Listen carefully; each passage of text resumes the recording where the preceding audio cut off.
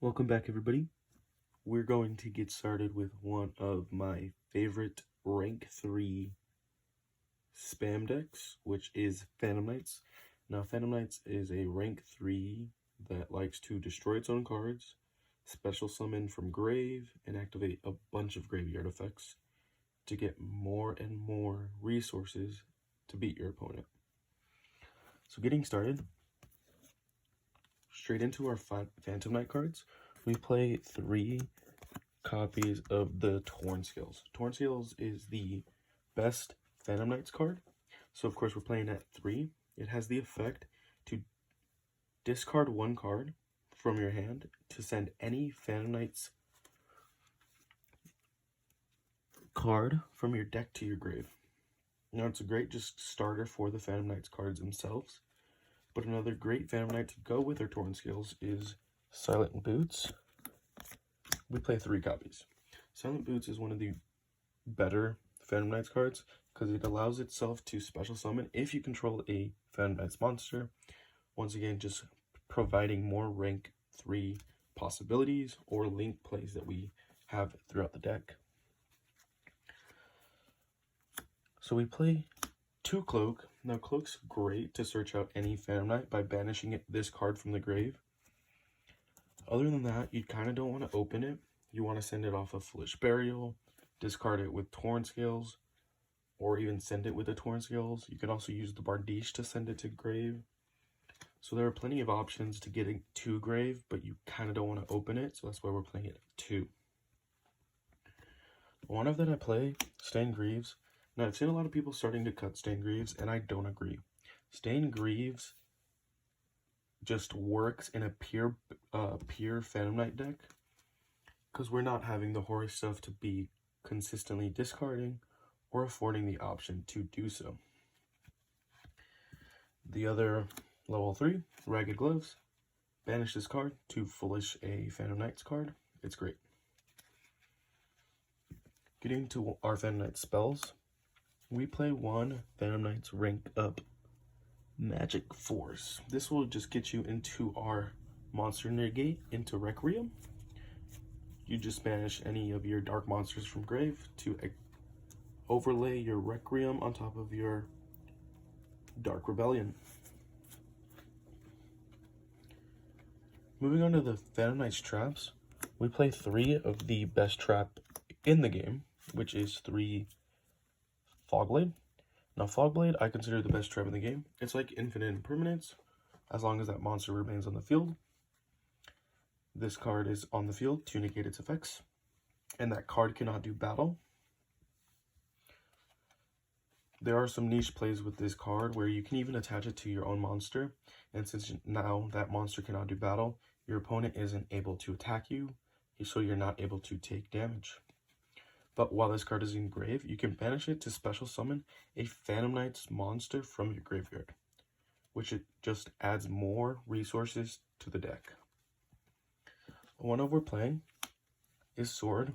Now Sword or Wings is interchangeable. I think just Sword is slightly better because it does have the extra 300 attack once you attach it to a monster. And it does have the same effect as the Fogblade to banish the card to special summon out a Phantom Knight from grave. The next Phantom Knights trap card is Shade Brigandine. If you could set this card, and then if you do not have any Phantom Knights traps or traps in general in the grave, you can activate it the turn it was set, and it just special summons itself as a level 4 normal monster. Now moving on to the extenders for the deck, we played 3 copies of Tour Guide from the Underworld. Now Tour Guide from the Underworld is the best 1-card starter for the deck. It will special summon out a Fiend, and then usually we'll go into a Cherubini to start our plays.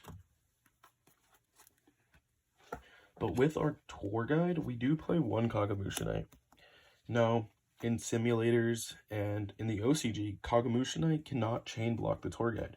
But here in the TCG, Kagamusha Knight can chain block Tour Guide, so you're not able to get ashed which is amazing. With the tour guides, we're playing 1 Grapha and 1 Seer. Now the Grapha allows you to special summon a Burning Abyss from our deck if it's sent to grave, and Seer will allow us to special summon a Burning Abyss if it's sent to the grave. Now another rank 3 spam that we recently got off the ban list is going to be our 3 copies of Terror Top, and of course our 1 Catan board. Now Terror Top and Catan board just get you into any of your rank 3 plays. Just consistency is great with these. It finally coming off the ban list helps a lot with the consistency of a pure Phantom Knight deck. Moving on to some extenders, we play a Rhoda. Rhoda searches any of your Phantom Knight's monsters if you need them. And we also play a Foolish. Now Foolish will be able to Foolish any of your Phantom Knight's monsters, or in some cases your Seer, or even Grapha. Most of your Phantom Knights will be able to activate their effects in grave, just to add more resources. Now, most of the Phantom Knight deck that I will run don't play hand traps, so we'll play a lot of board breakers, but we do start with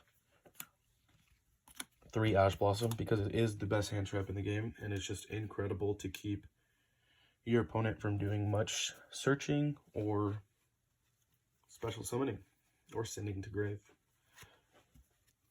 But another hand trap that we do play is a Nib.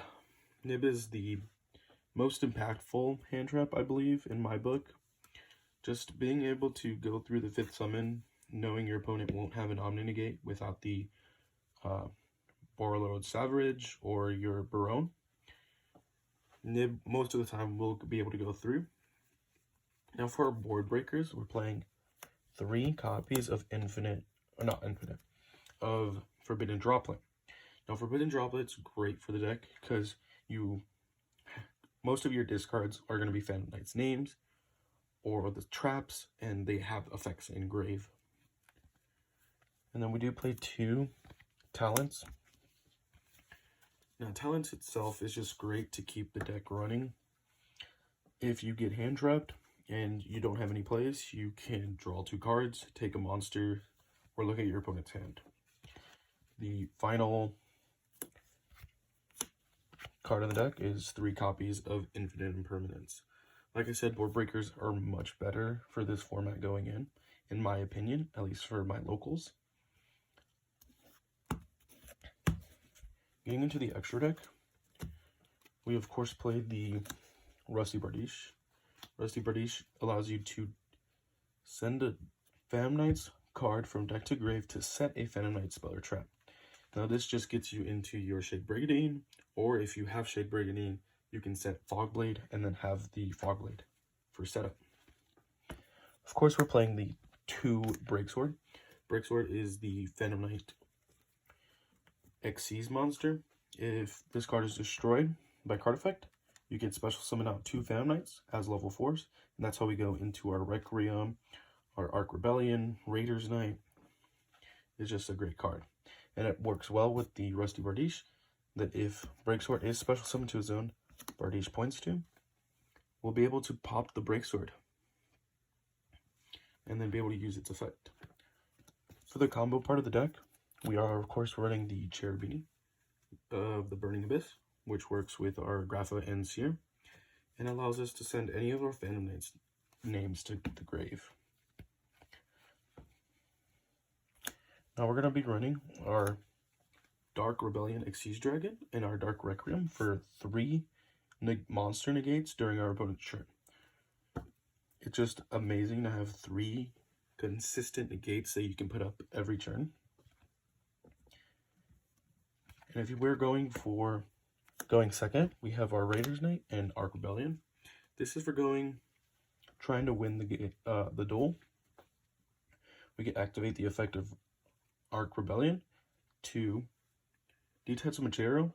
It gains the attack of all monsters on the field, and if it has Raiders Knight as material, their effects of all monsters on the field will be negated, and Rebellion will be the only monster that can attack that turn.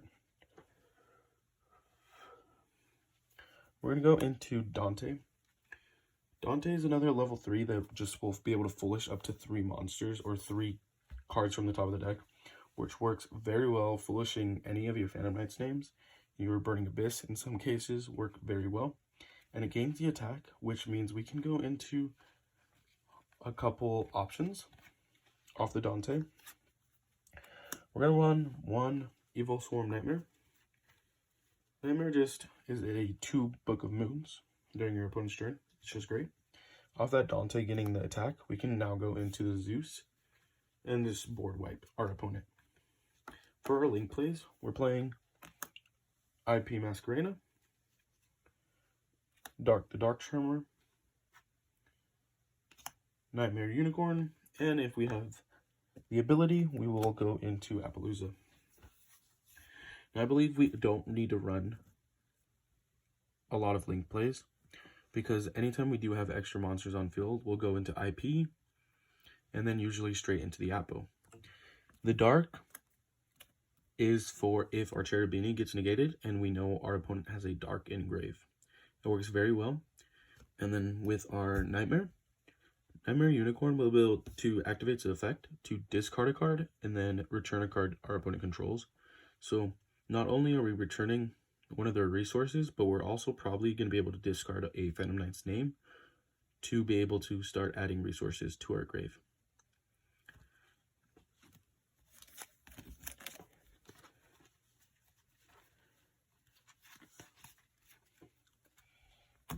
Now, this was the deck profile for Phantom Knights. Phantom Knights is a deck that I started a long time ago when I first started Yu-Gi-Oh! Back in couple years ago now, and I think I like playing pure Phantom Knights the most. Not only is the Horus cards very expensive, but I do believe they're unnecessary if you know how to pilot the Phantom Knights deck very well.